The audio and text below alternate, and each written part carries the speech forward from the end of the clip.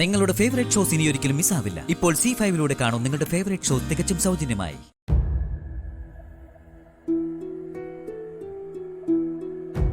എന്തോ കാര്യം പറയാനുണ്ടെന്ന് പറഞ്ഞിട്ട് ഡോക്ടർ എന്തോന്നും മിണ്ടാത്തെ? അതെങ്ങനെ പറഞ്ഞു തുടങ്ങണമെന്ന് എനിക്കിപ്പോഴും കൺഫ്യൂഷൻ ഉണ്ട് അർച്ചന.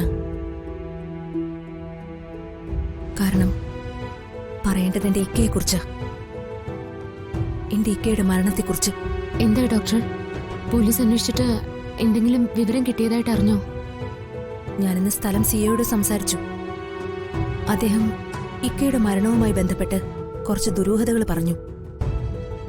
ആ ട്രാവലർ മോഷണം പോയതായതുകൊണ്ട് ഓണറെ സംശയിച്ചിട്ട് കാര്യമില്ല. ആ വണ്ടി ഓടിച്ച ആളെ CCTV മുഴുവൻ പരിശോധിച്ചിട്ടും കാണാനും ആയില്ല. ഒരു സാധാരണ ആക്സിഡന്റ് ആയിരുന്നെങ്കിൽ മോഷ്ടിച്ച വണ്ടി ഉപേക്ഷിച്ചു പോകേണ്ട കാര്യമില്ലല്ലോ. അതും മറ്റൊരു സ്ഥലത്ത് നിന്നാ കിട്ടിയത്. ആളൊഴിഞ്ഞ സ്ഥലം, മനഃപൂർവ്വമായി വന്നിടിച്ച ട്രാവലർ. ഇതൊക്കെയാണ് CI പറയുന്ന സംശയങ്ങൾ. അതാരോടിച്ചു എന്നറിഞ്ഞാലേ പോലീസിന് ഇനി എന്തെങ്കിലും ചെയ്യാനാവുന്ന അദ്ദേഹം പറഞ്ഞത്. പോലീസ് ഡിപ്പാർട്ട്മെന്റിന് ഇത് സാധാരണ നടക്കുന്നൊരു ആക്സിഡന്റ് മാത്രമാണ്. എനിക്കങ്ങനെയല്ലല്ലോ. എനിക്ക് ചില സംശയങ്ങളുണ്ട്. അത് വഴിയെ ഞാൻ അർച്ചനോട് പറയാം. സാധാരണ അപകടമായി പോലീസ് ക്ലോസ് ചെയ്യാൻ പോകുന്ന എന്റെ ഇക്കയുടെ കേസിന്റെ സത്യാവസ്ഥ എനിക്കറിയണമെന്നുണ്ട്. മരിക്കുന്നതിന് തൊട്ടു മുൻപ് ഇക്ക എന്നെ വിളിച്ചിരുന്നു എന്ന കാര്യം ഞാൻ പറഞ്ഞിരുന്നില്ലേ? അന്നെന്തോ വലിയ രഹസ്യം കണ്ടുപിടിച്ച രീതിയിലാ ഇക്ക എന്നോട് സംസാരിച്ചത്. അത് പറയേണ്ടടുത്ത് പറഞ്ഞിട്ടേ വരുവുള്ളൂ എന്നും എന്നോട് പറഞ്ഞു.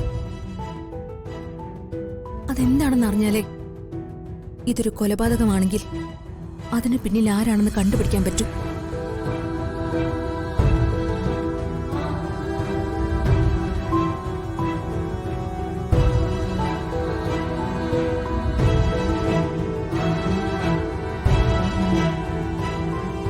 ഡോക്ടർക്ക് സംശയം അവന്തികടത്തിയാണോ? അതെ, അവന്തികയുടെ നമുക്കറിയാത്ത എന്തോ രഹസ്യം ഇക്ക അറിഞ്ഞു കാണും. അത് പറയാനാവും ഇക്ക ശ്രമിച്ചതും. അവന്തികടത്തെ കുറിച്ചാണെങ്കിൽ മറ്റാരോട് പറയുന്നതിന് മുന്നേ നമ്മളോടല്ലേ പറയൂ? അന്ന് രാത്രി എന്നെയും വിളിച്ചിരുന്നു, പക്ഷേ എന്നോട് അതേക്കുറിച്ചൊന്നും പറഞ്ഞില്ല.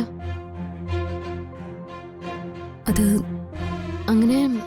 അങ്ങനെ എന്തെങ്കിലും ആയിരുന്നെങ്കിൽ ഉറപ്പായിട്ട് അത് എന്നോട് പറഞ്ഞേനെ.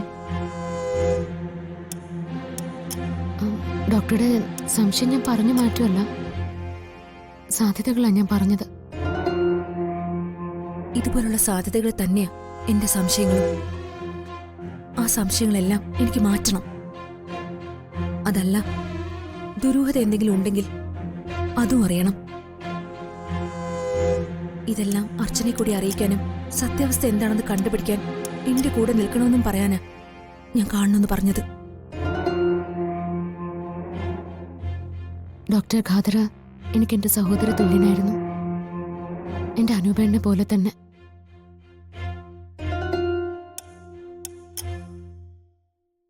അങ്ങനെ ഒരാൾക്ക് എന്താ പറ്റിയെന്ന് എനിക്കും അറിയണം. അതിലെല്ലാം ഉപരി എന്റെ എല്ലാ കാര്യത്തിനും എന്റെ കൂടെ നിന്ന് സഹായിച്ച ആളാ ഡോക്ടർ. നന്ദേട്ടനെ കൊണ്ടുവന്നതുൾപ്പെടെ. ഇപ്പോ നെല്ലിശ്ശേരിയിലുള്ള സന്തോഷത്തിന്റെ ഒരു പങ്ക് ഡോക്ടർ കൂടി അവകാശപ്പെട്ടതാ. അതുകൊണ്ട് എന്ത് സഹായത്തിനും ഏത് കാര്യത്തിനും വിളിച്ചാലും വെളിപ്പുറത്ത് അർച്ചന ഉണ്ടാവും.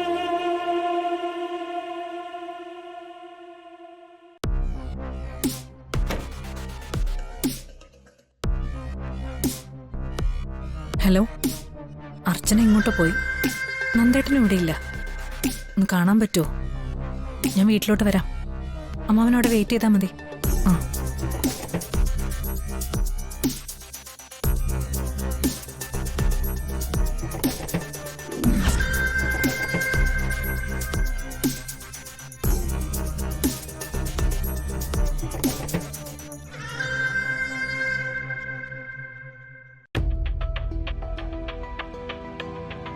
നീ എവിടേക്കാ? ഇത്ര ധൃതിയില്? ഓ, ഇവിടെ ആളില്ലാത്ത തക്കം നോക്കി പുറത്തേക്ക് പോകാൻ ഇറങ്ങിയതാണല്ലേ? അതേ അവന്തികേ, നിനക്കിപ്പോ അത്ര നല്ല സമയമല്ല. എത്രയും പെട്ടെന്ന് നീ ഒരു നല്ല ജോത്സ്യനെ കാണുന്നത് നന്നായിരിക്കും. നന്ദേട്ടാ, എനിക്കിങ്ങനെ ഈ വീട്ടിൽ മാത്രം ഒതുങ്ങി കഴിയാൻ പറ്റില്ല. എനിക്ക് എന്റേതായ പ്രൈവസി ഉണ്ട്. ഞാനെന്ന വ്യക്തിക്ക് ഒരു സ്വാതന്ത്ര്യമുണ്ട്. ഇങ്ങനെ എങ്ങോട്ട് തിരിഞ്ഞാലും റെസ്ട്രിക്ഷൻ കൊണ്ടുവന്ന് എന്നെ ടോർച്ചർ ചെയ്യരുത്. ഭാര്യ അനുസരണ പഠിപ്പിക്കുന്ന ഒരാളല്ല ഭർത്താവെന്ന് നന്ദേട്ടൻ ഇനിയെങ്കിലും മനസ്സിലാക്കണം. നമ്മുടെ ജീവിതത്തിൽ എനിക്കും അഭിപ്രായങ്ങളുണ്ട്, അതും കൂടി മാനിക്കണം. എന്റെ വ്യക്തിപരമായ കാര്യങ്ങളിൽ മറ്റുള്ളവർ ആവശ്യമില്ലാതെ കൈകടത്തുന്നത് എനിക്ക് ഇഷ്ടമുള്ള കാര്യമല്ല. പിന്നെ അങ്ങനെ മനഃപൂർവ്വം തലയിടാൻ വന്നാ ഞാൻ നിന്നൊടുക്കുകയില്ല.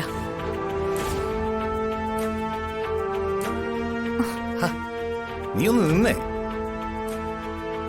എന്റെയും നിന്റെയും വിവാഹം കഴിഞ്ഞിട്ട് എത്ര വർഷമായി എന്ന് നിനക്ക് ഓർമ്മയുണ്ടോ?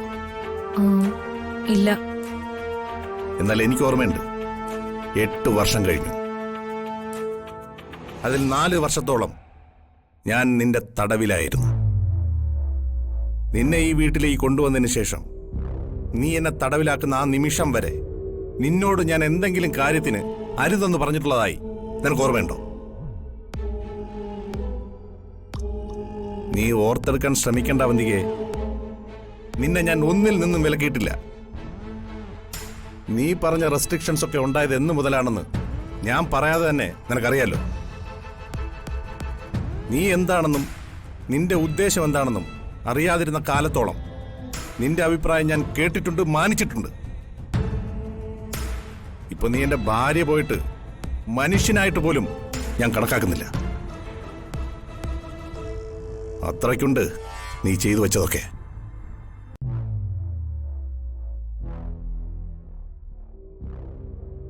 നിനക്ക് ഓർമ്മയുണ്ടോ എന്റെ ഈ നെഞ്ചിൽ നീ ആഞ്ഞു ചവിട്ടിയത്?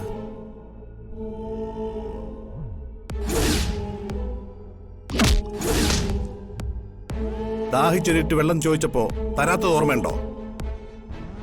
വെള്ളം, എനിക്ക് കുറച്ച് വെള്ളം വേണം.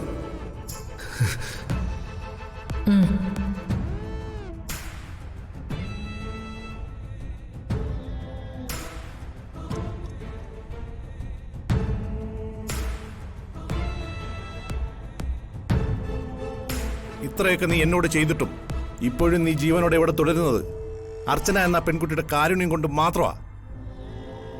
നീ എന്നോട് ചെയ്തതൊക്കെ ഇന്നല്ലെങ്കിൽ നാളെ ഞാൻ നിന്നോടും ചെയ്യും. എന്നിട്ടേ നിന്നെ ഞാൻ അവസാനിപ്പിക്കൂ. അത് ഞാനും ആവശ്യപ്പെട്ട കാര്യം തന്നെയാണല്ലോ. എന്നെ കൊല്ല്. ഇങ്ങനെയുള്ള ജീവിതത്തെക്കാളും മരണം തന്നെയാ നല്ലത്. മതിയായി മതിയായി എനിക്ക്. ഡൗൺലോഡ് ചെയ്യൂ C5 ആപ്പ്. കാണൂ എല്ലാ എപ്പിസോഡുകളും സൗജന്യമായി.